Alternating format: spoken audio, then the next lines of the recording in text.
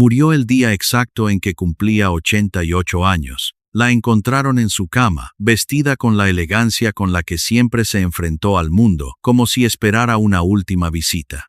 En la mesa de noche, la fotografía del único hombre al que entregó el alma y a quien vio morir entre sus brazos 49 años antes.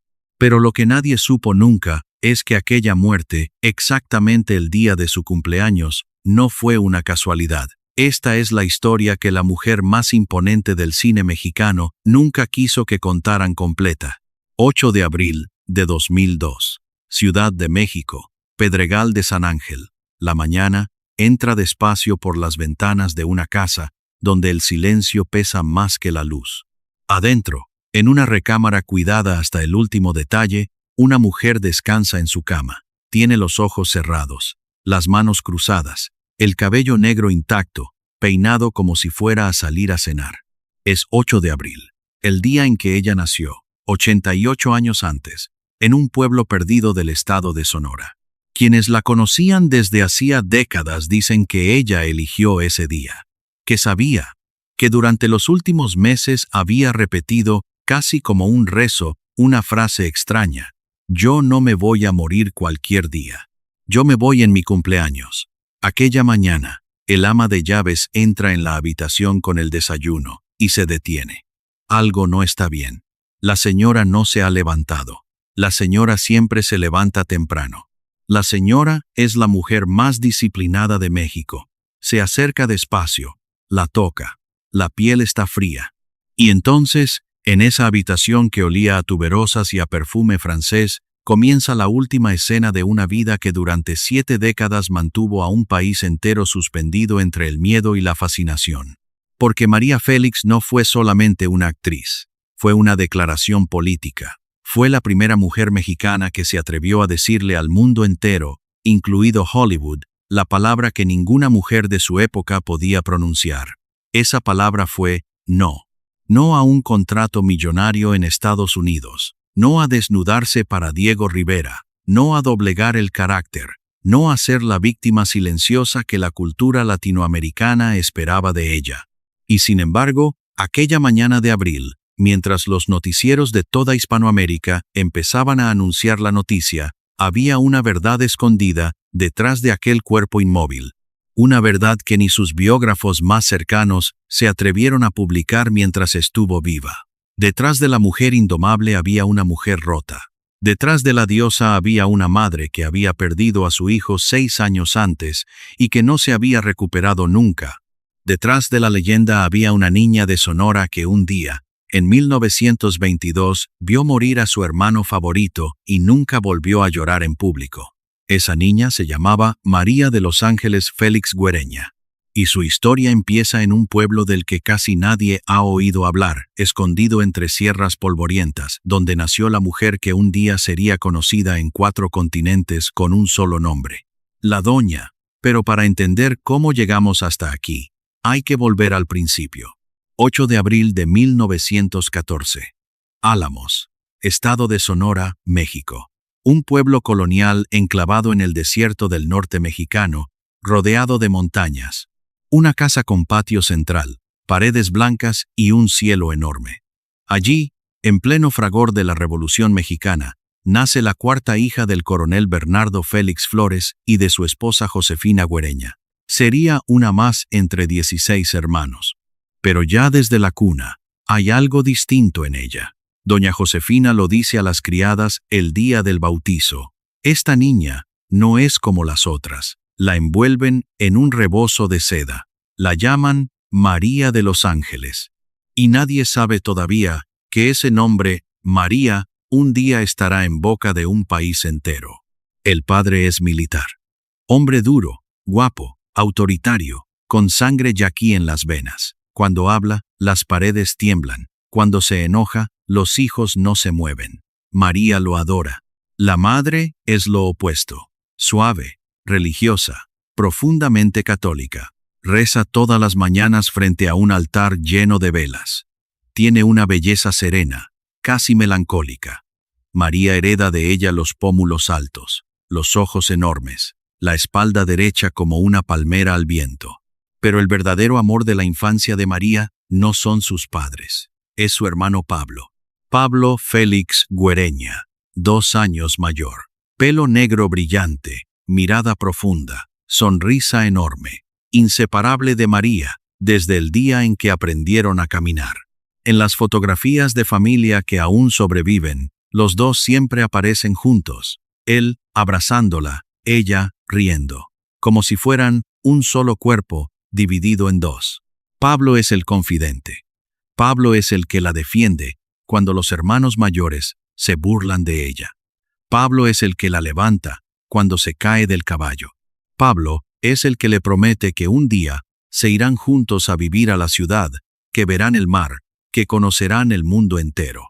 María tiene 8 años cuando todo se rompe. Una tarde, Pablo cae enfermo, fiebre, sudores. El médico llega tarde.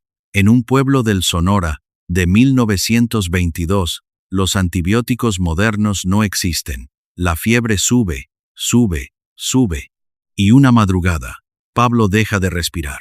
María entra en la habitación, ve el cuerpo de su hermano, le toca la mano, está fría, y entonces ocurre algo que su madre recordaría toda la vida. María no llora, ni un grito, ni una lágrima, nada. Sale de la habitación, camina hasta el patio, se sienta bajo un naranjo y se queda mirando el cielo durante horas. Cuando los hermanos vienen a buscarla, ella simplemente dice, «Ya no quiero hablar de esto». Y nunca más, en toda su vida, hablaría de la muerte de Pablo.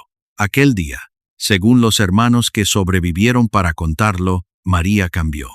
Algo en ella se cerró por dentro.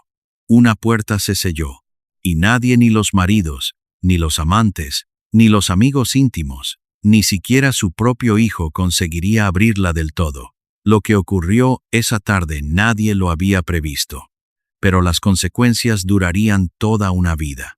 Algunos historiadores y biógrafos creen que aquella experiencia explica la coraza Félix que el mundo conocería décadas después. Esa fachada imposible de penetrar, esa mirada que parecía retar a quien se atreviera a sostenerla. María decidió, a los 8 años, que nunca más iba a sentir ese dolor y que para no sentirlo había que no amar tanto.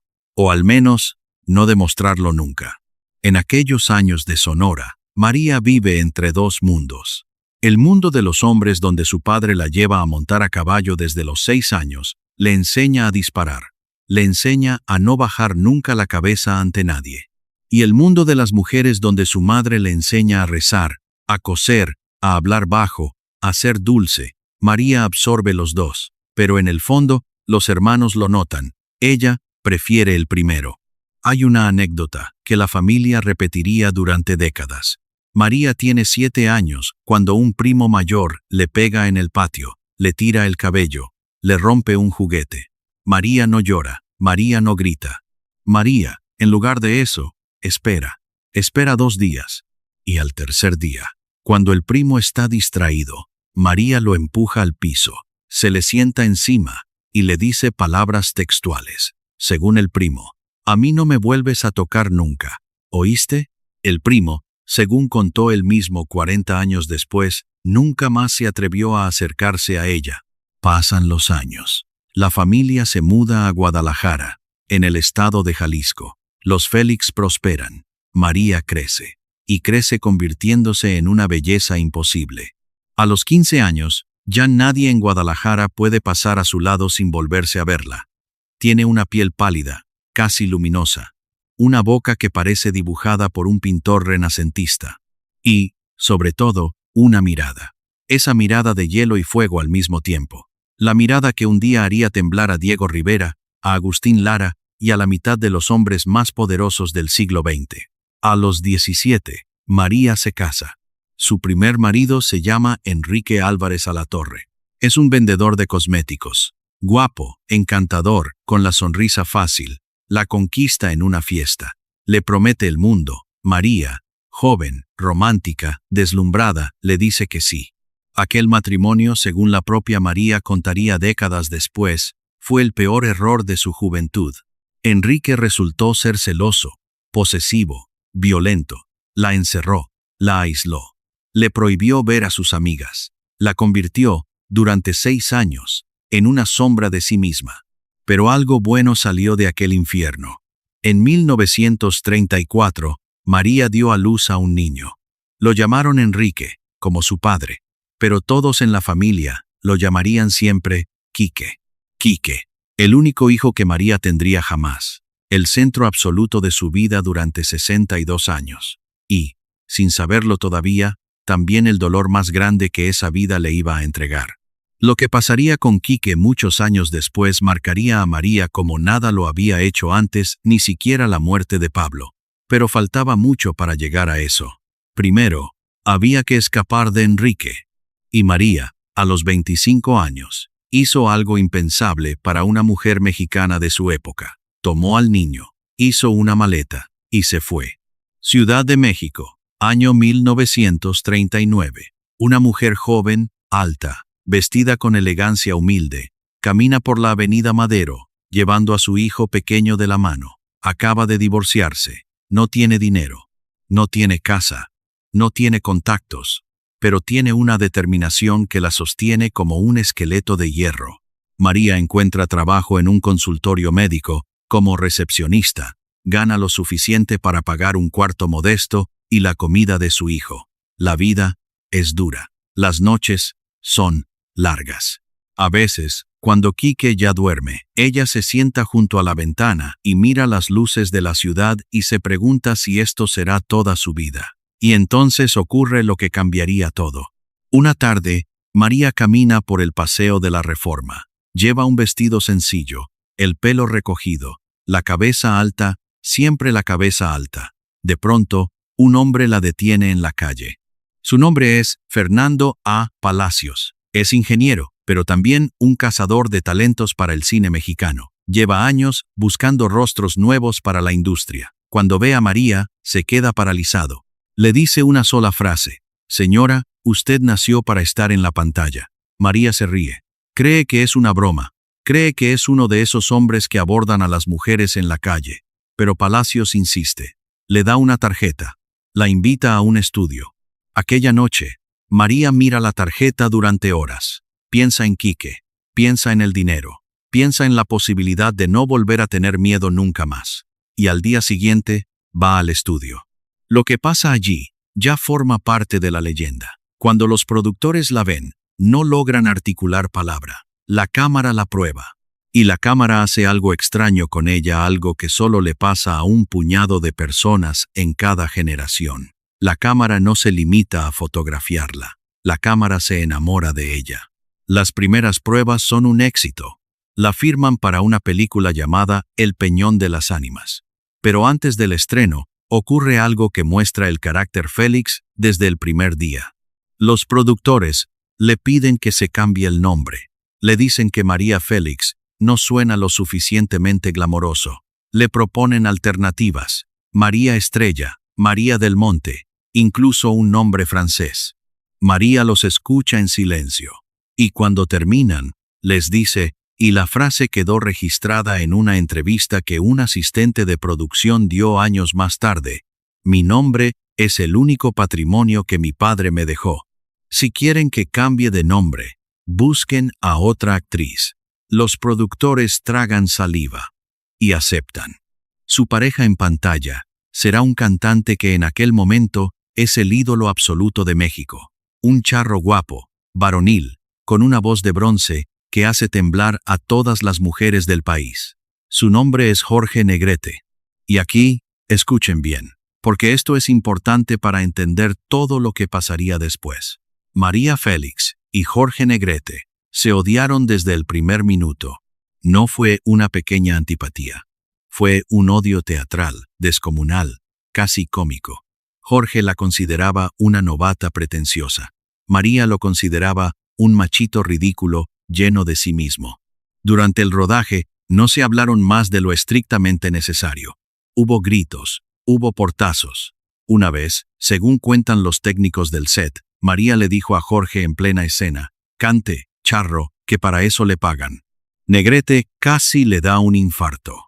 Nadie podía imaginar entonces que aquellos dos, que se detestaban con toda el alma, terminarían siendo, 12 años después, el matrimonio más espectacular del cine mexicano. Pero esa es otra historia. Por ahora, María tiene 28 años. Acaba de terminar su primera película, y aunque la crítica no es entusiasta, hay algo que nadie discute. Esa mujer tiene una presencia que no se enseña. Esa mujer no actúa. Existe. Y existir frente a una cámara es el verdadero arte secreto del cine. ¿Desde dónde nos estás viendo? Cuéntanos en los comentarios. Nos encanta saber desde qué país nos siguen. Cada uno de ustedes hace que estas historias olvidadas vuelvan a la luz, y leer de dónde nos acompañan es uno de los regalos más bonitos que recibimos. Y entonces llega Doña Bárbara, 1943. El director Fernando de Fuentes está buscando una protagonista para adaptar al cine la novela más célebre del escritor venezolano Rómulo Gallegos, Doña Bárbara, la devoradora de hombres.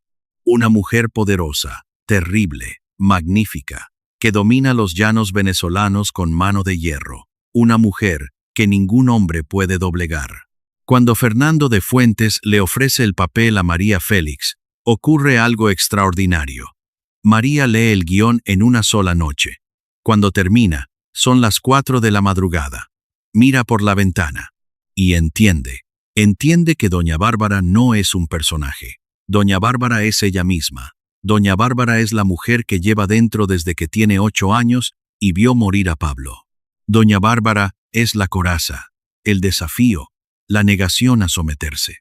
María acepta el papel. Lo que ocurre durante el rodaje, los técnicos veteranos lo recuerdan así. Llegó al set una actriz. Salió del set una diosa.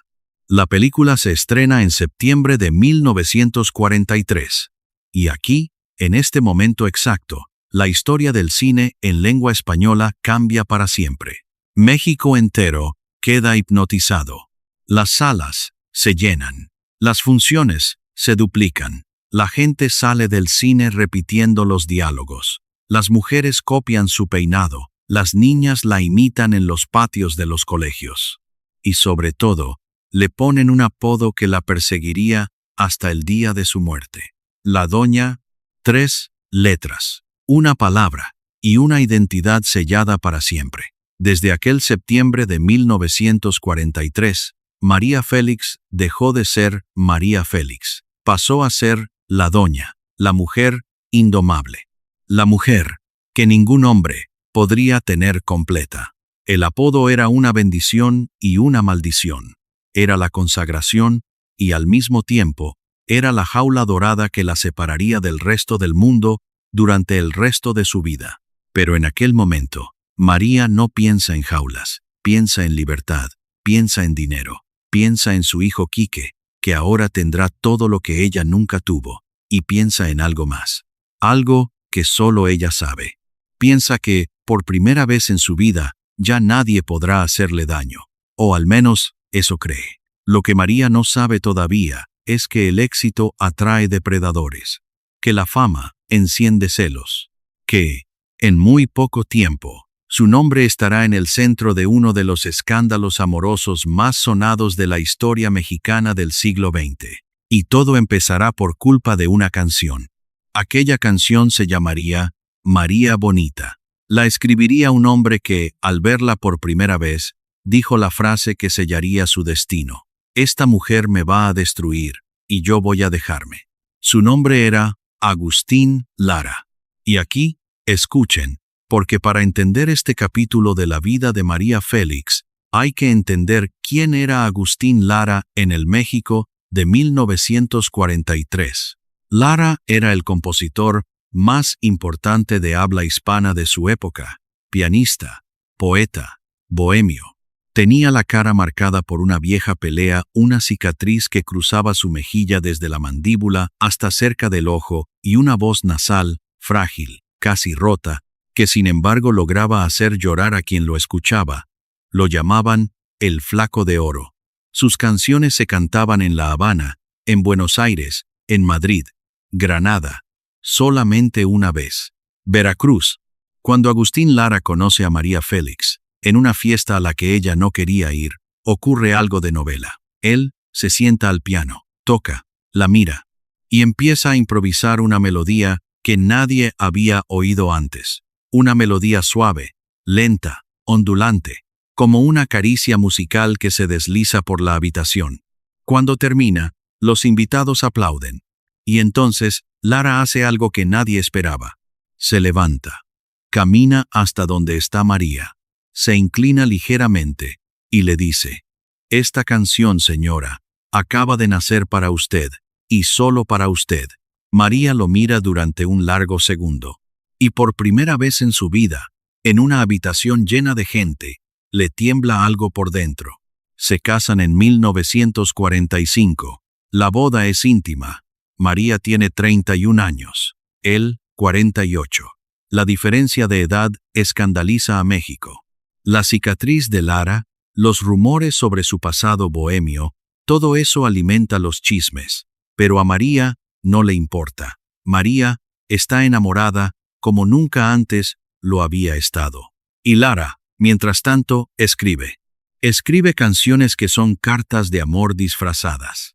Canciones que son poemas escondidos en compases. Una de ellas se llama María Bonita. Y se convierte, casi de la noche a la mañana, en la canción más famosa que se haya escrito jamás para una mujer en lengua española.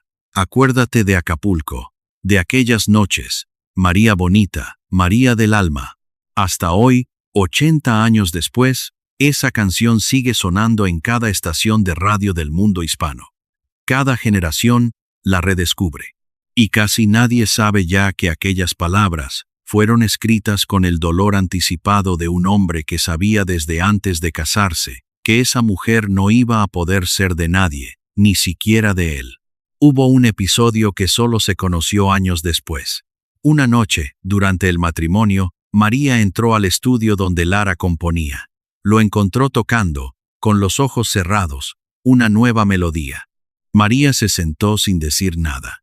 Cuando Lara terminó, abrió los ojos y la vio. «¿Para quién es esta?», preguntó ella. Lara la miró con esa media sonrisa rota que tenía, y le contestó: «Esta también, María. Todas son para ti, aunque lleven el nombre de otra». Aquella respuesta, según contó la propia María, en una entrevista de 1989, fue lo más bonito que le había dicho jamás un hombre. Y también, sin que ella lo entendiera entonces, el principio del fin. Mientras tanto, en otro rincón de la Ciudad de México, otro hombre observa a María de lejos. Un hombre con barba, ojos saltones, manos enormes. Un hombre al que el mundo ya considera el pintor más importante de México, Diego Rivera. Diego está obsesionado con María. Lleva meses pidiéndole que pose para él. Quiere pintarla. Necesita pintarla. Le envía recados, flores, cartas. Y un día consigue lo que parecía imposible. María acepta posar, pero pone una condición que se haría famosa. «Pinto, sí, pero vestida». Diego protesta. Le explica que la mujer en pintura debe estar desnuda, que es la tradición, que es el arte, que es lo que él hace siempre. María lo mira con esa mirada de hielo y fuego, y le dice: «Conmigo, no». 3 palabras. Y una negociación cerrada. Diego cede. La pinta vestida. El cuadro se titula Retrato de María Félix, y se considera, hasta hoy, una de las obras maestras del muralista. María aparece envuelta en una túnica blanca, con la cabeza ligeramente inclinada, los ojos clavados en el espectador. Es la imagen de una mujer que sabe perfectamente lo que vale. Pero hay algo extraño en aquel retrato. Diego pintó a María 3 veces. La primera versión la rompió él mismo, en un arrebato, porque dijo que no lograba capturarla. La segunda la regaló, la tercera la guardó para él. Cuentan los críticos que cada vez que tenía un mal día, Diego se quedaba mirando ese cuadro en silencio durante horas. Y mientras Diego pinta, otra mujer observa todo esto con celos. En aquellos mismos años, María empezó a coleccionar joyas, con la pasión obsesiva de quien busca, en el oro y en los diamantes, una compañía que ningún humano puede dar. Encargó a Cartier una pieza que se haría legendaria, una serpiente articulada, de oro, y diamantes y esmeraldas, que se enroscaba en el cuello como un animal vivo. Los joyeros parisinos hablan todavía hoy de aquella pieza como una de las creaciones más extraordinarias de la firma. Cuentan que cuando María la encargó, dijo a los diseñadores: «Quiero algo que parezca peligroso, como yo». Frida Kahlo, la esposa de Diego. La pintora del dolor. La mujer del rostro inolvidable y los ojos sufridos.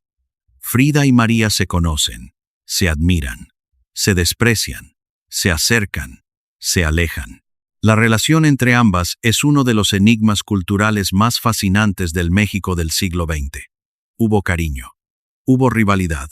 Hubo, según algunos testimonios, aunque nunca se confirmó oficialmente, algo más profundo y complicado que ninguna de las dos quiso nombrar. Lo que sí está documentado es esto.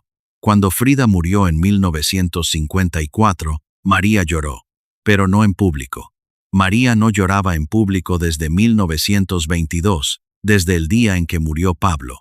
Hay un detalle del que pocos hablan, y que muestra la complejidad de aquella relación.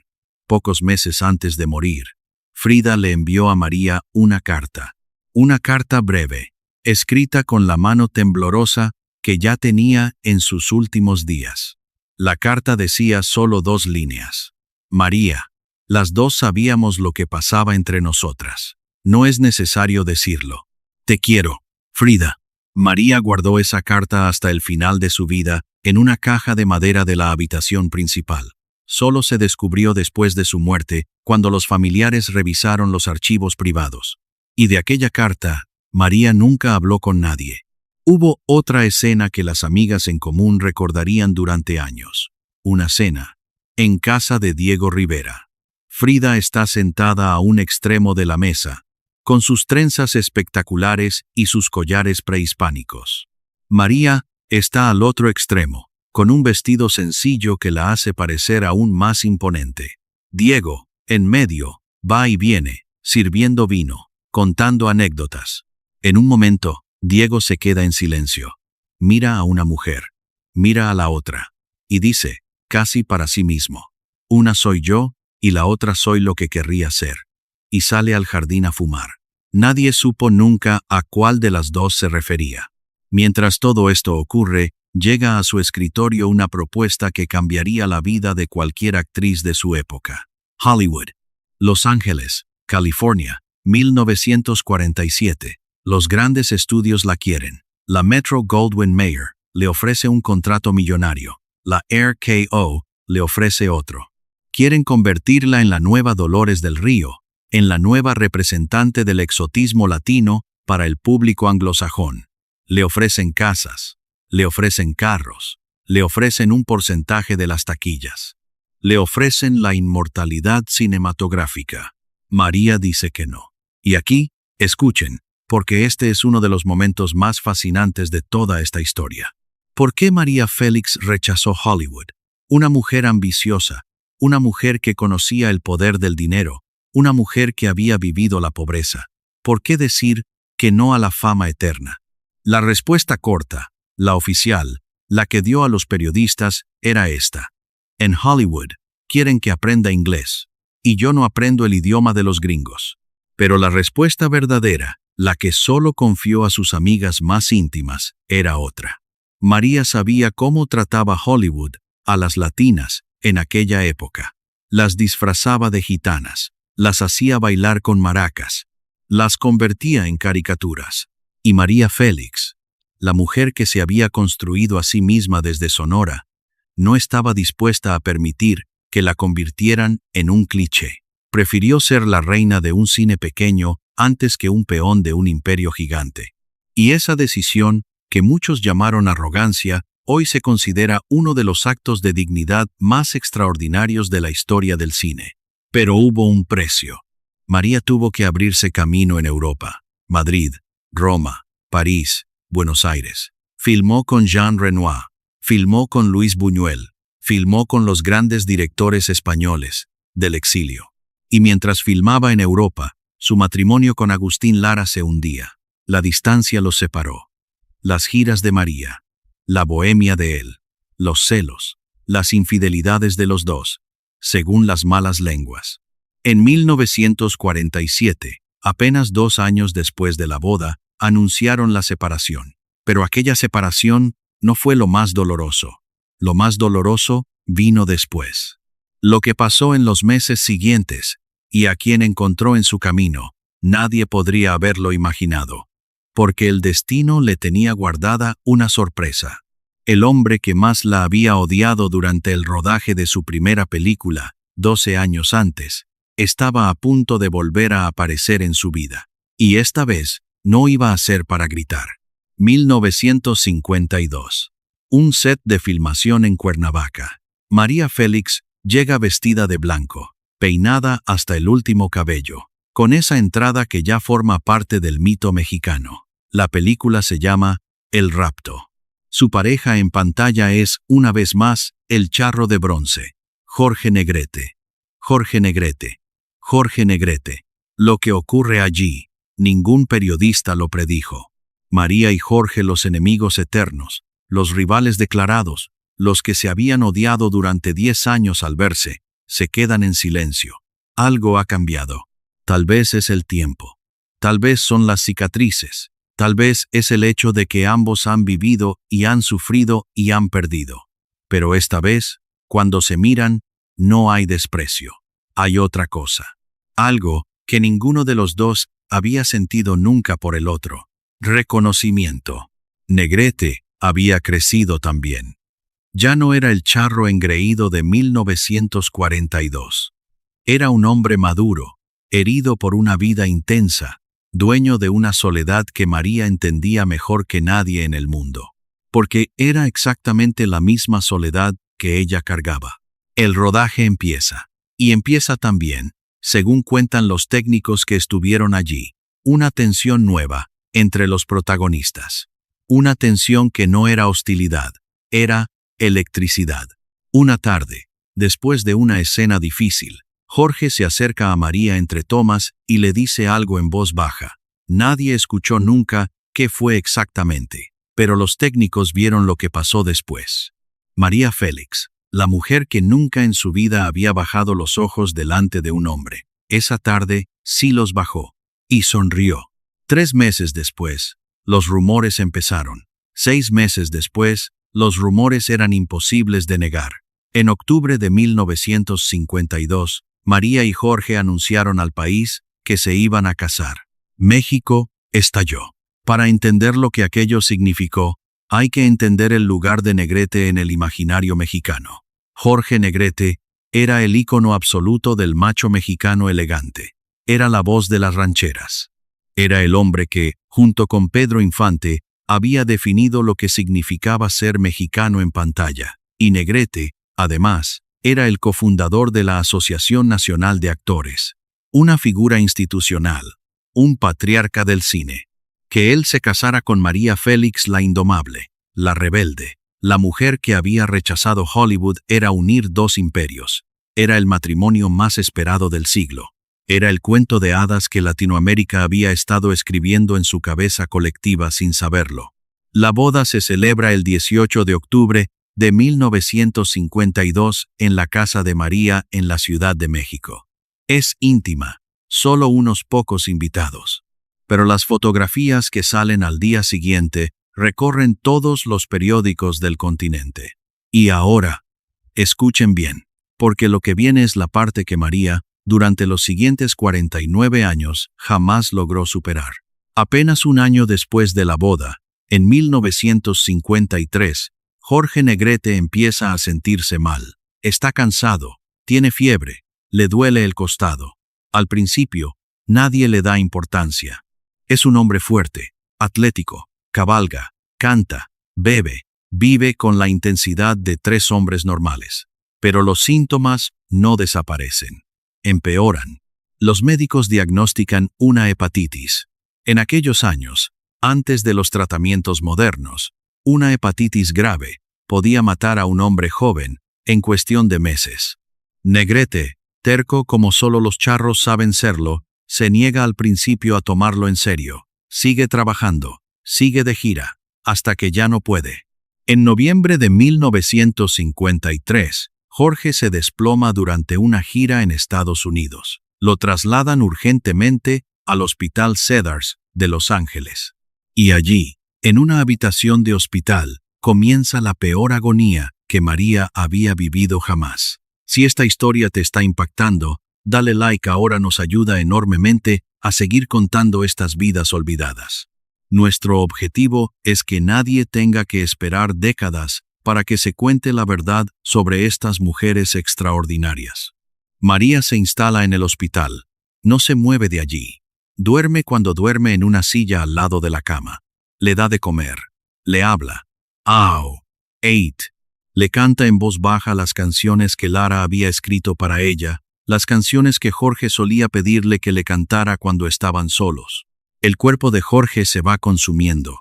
La piel se le pone amarilla por la hepatitis. Los ojos pierden brillo.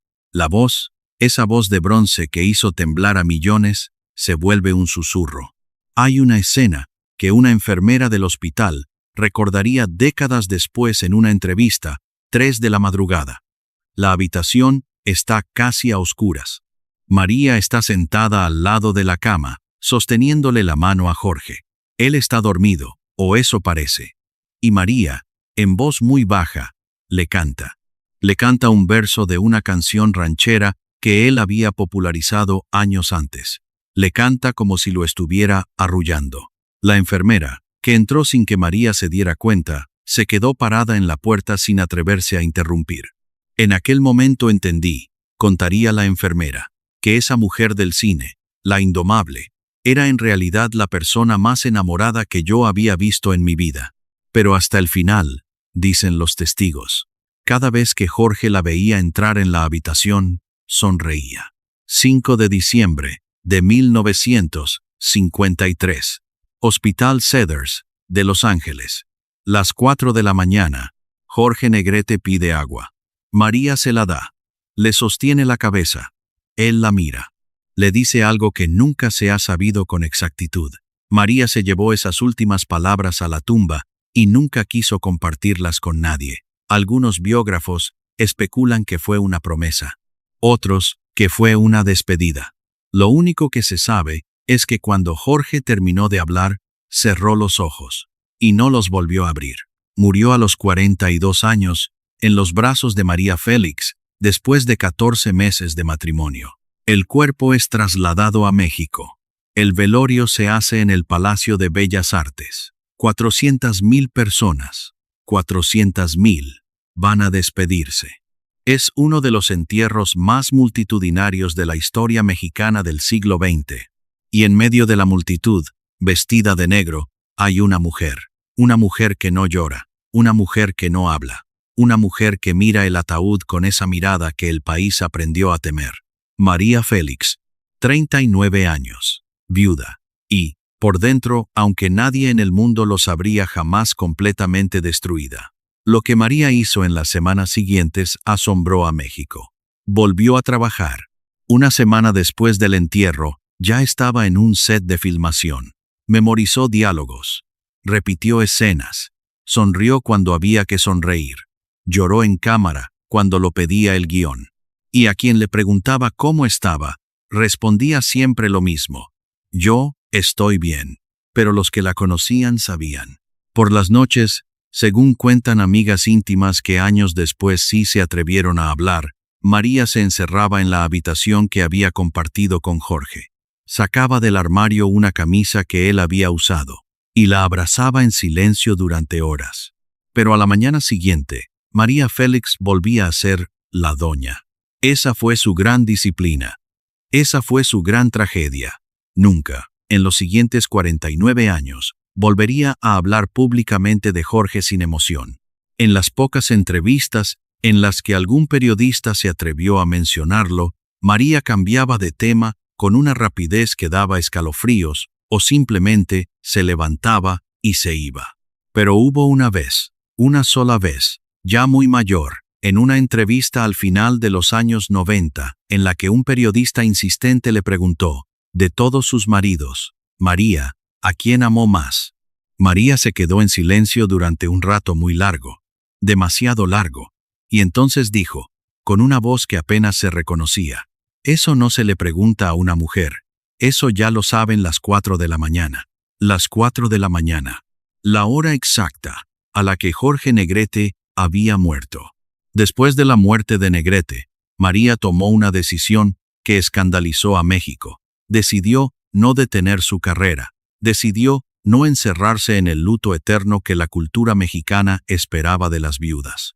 Decidió, con esa determinación que la había construido desde Sonora, seguir viviendo. Pero la María Félix de los años 50 tardíos ya no era la misma. Algo se había roto, algo se había sellado, otra vez, como cuando murió Pablo. Y de nuevo, ningún hombre conseguiría volver a abrir esa puerta del todo. O tal vez sí. Tal vez hubo uno, pero ese hombre llegaría después. Sería completamente distinto a todos los anteriores, y la llevaría a un país que ella no conocía. Y a partir de aquí, nada volvería a ser igual. El hombre se llamaba Alex Berger. Era banquero. Era de origen judío rumano y nacionalizado francés. Era discreto. Era elegante. Era lo opuesto al estereotipo del hombre que María Félix había amado hasta entonces. No cantaba, no actuaba, no era un ídolo, no tenía ninguna intención de serlo. Tenía, simplemente, dinero, mucho dinero, y una calma profunda que María, después de los años huracanados con Lara y la tragedia con Negrete, descubrió que necesitaba más que nada en el mundo. Se conocen en una cena en París. Berger ya lleva años de carrera financiera. Es socio de una de las casas de turismo más importantes de Europa. Es dueño de caballos de carrera. Es coleccionista discreto. Cuando ve a María, no se deslumbra. No se le acerca con piropos. Simplemente le pregunta, en un español aceptable, si puede sentarse a su lado. María dice que sí. Aquella noche conversaron durante 3 horas. Y a las pocas semanas, Alex Berger empezó a viajar a la Ciudad de México, cada vez que podía, cada vez con más frecuencia, hasta que un día, en 1956, se casaron. Aquel matrimonio fue el más largo de la vida de María Félix y, según ella misma diría décadas después, el más feliz. Berger no la asfixiaba. Berger no la celaba. Berger no le pedía que dejara de ser quien era. Al contrario, la admiraba con una mezcla de fascinación y respeto que María nunca había encontrado en ningún otro hombre. Le permitió viajar, le permitió filmar, le permitió ser absolutamente libre. A cambio, ella le dio algo que nunca le había dado a nadie. Le dio sus mañanas tranquilas, sin filmaciones, sin maquillaje, sin público. Las mañanas en que María Félix dejaba de ser la doña y volvía a ser una niña de Sonora con los ojos enormes que se sentaba a desayunar con su marido y le hablaba de Pablo, de su hermano, del único otro hombre al que había amado en silencio durante toda su vida. Berger la escuchaba. Eso fue lo que más amó María de él, que la escuchaba. Vivieron entre París y la Ciudad de México durante 18 años. Compraron una casa en la avenida Foch, en uno de los barrios más caros del mundo. Otra, en el Pedregal de San Ángel. Coleccionaron arte. Coleccionaron caballos. María, que en aquellos años filmó cada vez menos y se dedicó cada vez más a la vida privada, pareció encontrar al fin la paz que durante toda su vida había perseguido sin encontrar. En aquellos años, María entra en una nueva fase. París la transforma. Aprende sin querer admitirlo del todo a hablar francés. Compra ropa en la avenida Montaigne. Almuerza con Coco Chanel, que la considera, según una carta privada, la única mujer fuera de Francia que entiende verdaderamente lo que es la elegancia. Aprende el silencio europeo. Ese silencio aristocrático que es lo opuesto del silencio Félix de Sonora, pero que, sorprendentemente, también le sienta bien. Pero los amigos íntimos veían algo más. Veían que, debajo de aquella vida perfecta, María seguía guardando un dolor que ningún país, ningún marido, ningún caballo de carreras podía borrar. Una vez, en una cena en la avenida Foch, una amiga le preguntó por qué nunca había vuelto a tener un hijo. María se quedó mirando la copa de vino durante un rato, muy largo. Y entonces dijo, porque uno solo ya me alcanza para tener miedo todos los días. Aquella respuesta nadie la entendería del todo hasta 20 años después. Pero la paz en la vida de María Félix nunca duraba. En 1974, Alex Berger murió de un ataque al corazón. Tenía 70 años. María, 60. Estaban juntos en su casa de París cuando ocurrió. Berger se sintió mal después de una cena. María llamó al médico, pero ya era tarde. Otra vez, el cuerpo de un hombre amado en sus brazos. Otra vez, los pasos del médico llegando demasiado tarde. Otra vez, la habitación en silencio. Y, otra vez, María Félix, sin llorar en público. Aquella muerte, sin embargo, fue distinta a las anteriores. Esta vez María no se levantó al día siguiente para ir a un set. Esta vez se encerró durante meses en la casa de París. Esta vez, según los pocos amigos que la visitaron en aquellas semanas, parecía vacía. No triste, vacía. Como si algo dentro de ella, finalmente, después de tantos golpes, hubiera dejado de funcionar. Tenía 60 años. Era millonaria, era libre. Y estaba completamente sola. Bueno, no completamente. Aún tenía a Quique, su único hijo. El bebé que había salvado durante el matrimonio con el primer marido violento. El niño con el que había cruzado a la Ciudad de México con una maleta y nada más. El joven que había crecido a su sombra.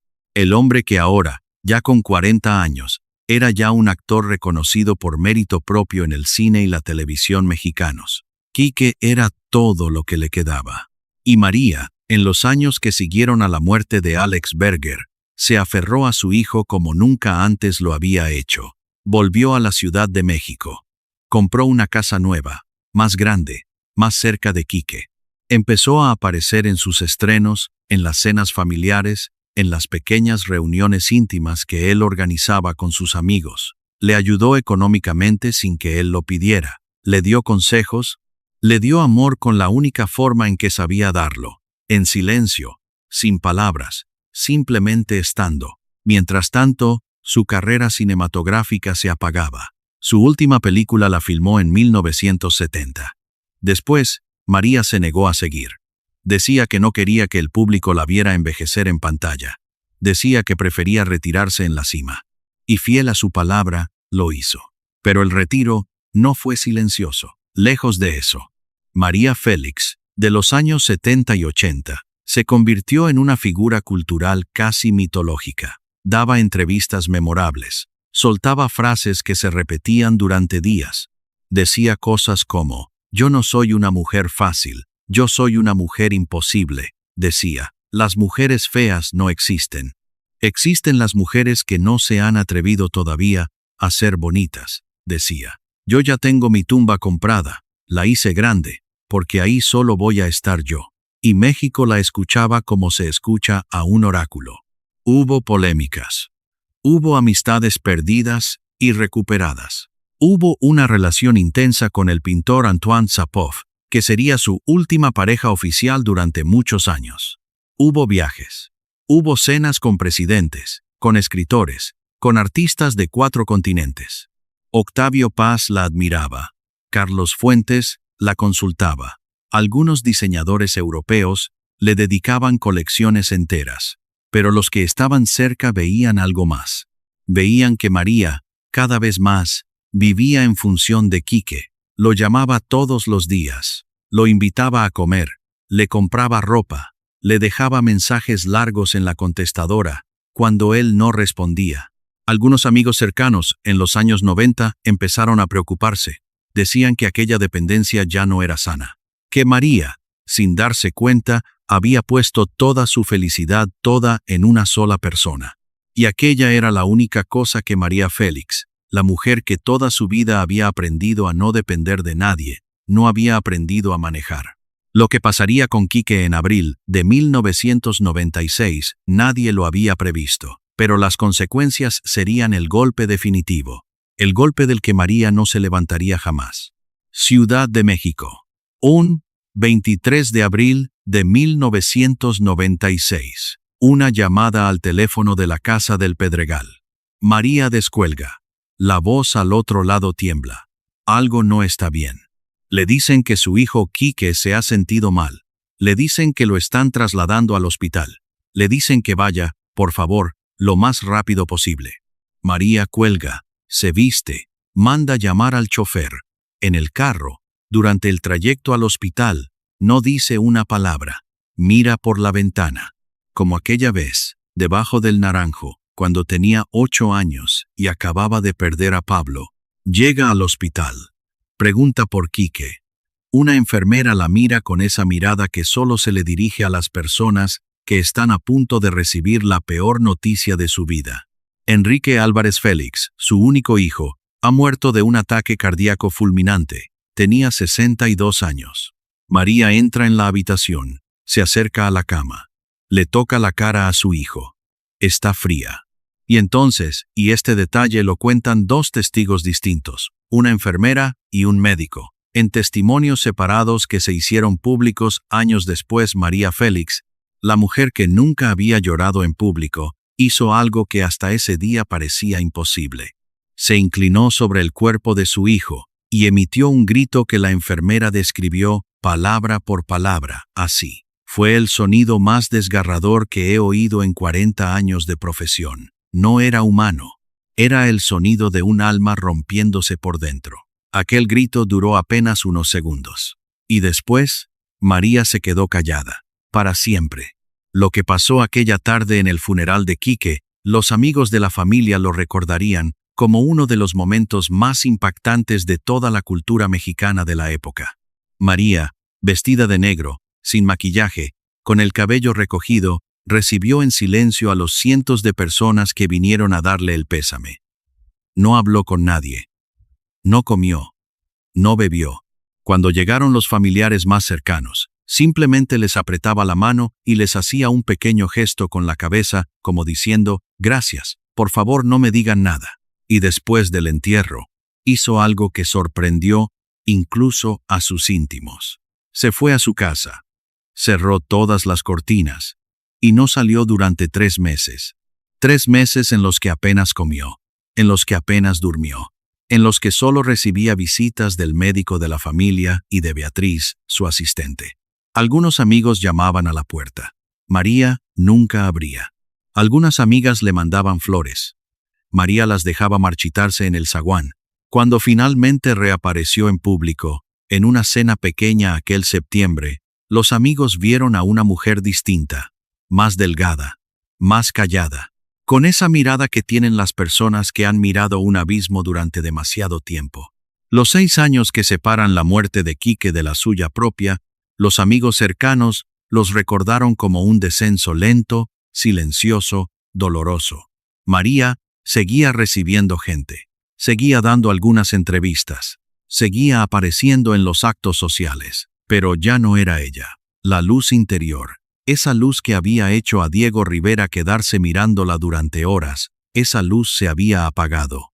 Comía cada vez menos. Hablaba cada vez menos. A veces, según contaron sus damas de compañía, se quedaba durante horas mirando una fotografía vieja de Quique de niño, en silencio absoluto. Algunos médicos sugirieron tratamientos, algunos amigos sugirieron viajes. Algunos sacerdotes sugirieron oración. María decía que no a todo, con esa firmeza eterna, con esa indomable manera Félix de cerrar las puertas. Una sola cosa pareció mantenerla viva durante esos 6 años, y es algo que pocos saben. María empezó a hablar de su muerte como si fuera una cita con fecha. A sus íntimos les decía, yo me voy a morir el día de mi cumpleaños. Yo nací un 8 de abril, y yo me voy a ir un 8 de abril. Algunos lo tomaron como una excentricidad, otros como una superstición. Nadie lo tomó del todo en serio, pero ella sí. Diciembre de 2001. María cumpliría 88 años en abril del año siguiente. Le dice a su asistente personal de muchos años, una mujer llamada Beatriz, este es el último año. Yo me voy en abril. Beatriz, llorando, le dice que no diga eso, que tiene que vivir muchos años más, que aún hay tantas cosas por hacer. María sonríe esa sonrisa Félix, hermética, profunda, imposible de descifrar, y le contesta: yo ya hice todo lo que tenía que hacer, y aquí que lo extraño demasiado. Marzo de 2002. María se debilita, come muy poco, duerme mucho. Algunos días no se levanta de la cama. Los médicos la examinan. El corazón, dicen, está cansado, como ella. Le proponen hospitalizarla. María dice que no. Dice: yo me voy a morir en mi casa. En mi cama. Como una reina. 7 de abril de 2002. Víspera de su cumpleaños número 88. María pasa el día casi en silencio. Recibe a algunos pocos amigos íntimos. Toma el té. Mira sus jardines. Por la tarde, le pide a Beatriz que la ayude a peinarse, que le ponga un vestido elegante. Beatriz no entiende. María explica: mañana es mi cumpleaños, y quiero estar guapa. A las 9 de la noche se acuesta. Beatriz se despide, le da un beso en la frente, le dice: hasta mañana. María le contesta: hasta mañana, mi vida, y cierra los ojos. 8 de abril de 2002. 8 de la mañana. Beatriz entra en la habitación con el desayuno y un pequeño ramo de flores. Las luces aún están bajas. Las cortinas, entreabiertas. Beatriz se acerca a la cama y entiende. María de los Ángeles, Félix Güereña, la doña, ha muerto durante la noche, en su cama, vestida con elegancia, peinada, tranquila, exactamente el día en que cumplía 88 años, como había prometido. Las primeras horas, la noticia no se difunde. Los médicos llegan, confirman lo que todos saben. Causa oficial: insuficiencia cardíaca durante el sueño. Causa real, dicen los que la quisieron: una vida agotada que decidió por última vez mandar. Cuando la noticia se hace pública aquella tarde, México se detiene. Las radios cambian la programación, las televisoras emiten especiales. Las calles del centro, en pocas horas, se llenan de gente. Algunos lloran, otros aplauden. La mayoría, simplemente, miran al cielo en silencio. El velorio se hace en el Palacio de Bellas Artes, el mismo lugar donde, casi 50 años antes, ella misma había despedido a Jorge Negrete. 400,000 personas vuelven a desfilar. El círculo se cierra. Y aquí hay un detalle que pocos conocen, y que muestra por qué María Félix nunca dejó de planear cada movimiento, incluso el último. 3 días antes de morir, María firmó una carta dirigida a su asistente. La carta contenía instrucciones precisas para su entierro: vestido específico, maquillaje específico, joyas específicas, y una última petición que sorprendió a todos: que no la enterraran sola, que en su ataúd pusieran, junto a ella, una sola fotografía. La foto pequeña de un niño riéndose, con el pelo despeinado, en blanco y negro. La foto de Quique, a los 5 años.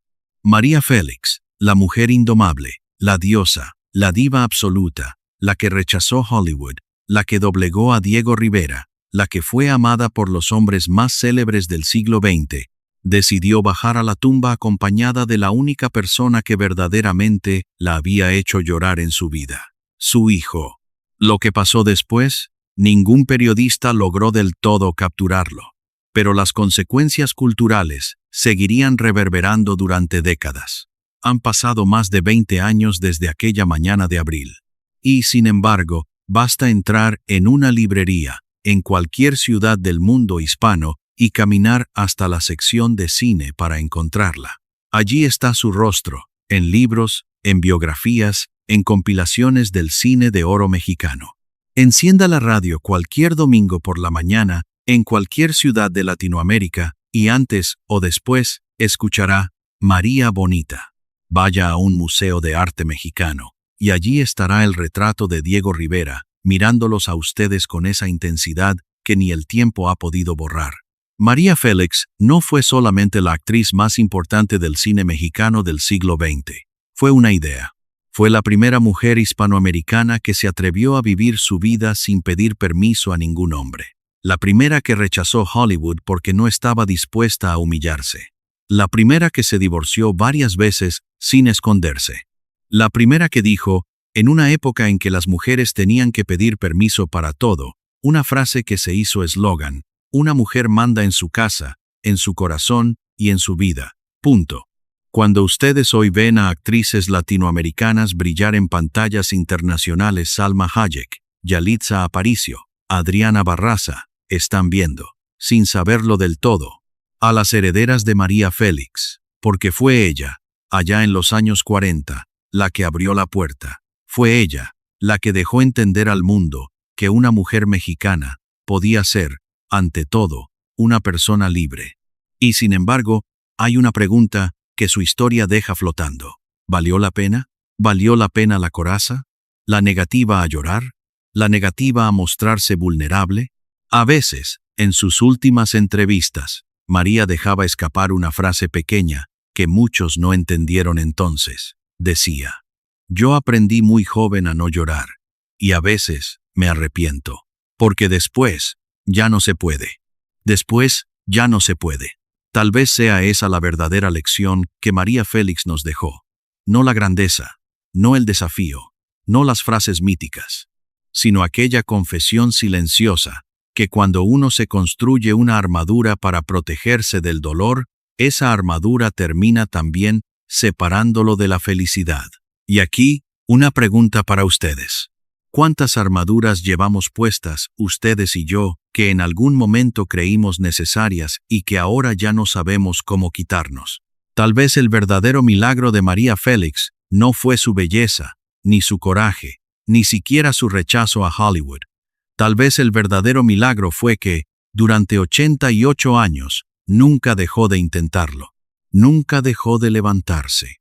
Nunca dejó de buscar, aunque fuera en la esquina equivocada, aunque fuera en el momento equivocado, aunque fuera con las personas equivocadas, esa cosa esquiva que nosotros también buscamos cada mañana al levantarnos: la paz, el amor, un sentido, la idea, frágil pero necesaria, de que esta vida nuestra, con todos sus golpes, vale la pena vivirse hasta el último día.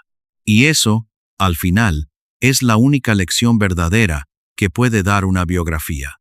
No los hechos, no las fechas, no los maridos, ni las películas, ni los escándalos, sino la respuesta a una sola pregunta: ¿por qué seguimos adelante? María Félix siguió adelante porque no sabía hacer otra cosa, y nos enseñó, sin proponérselo, que a veces eso ya es suficiente.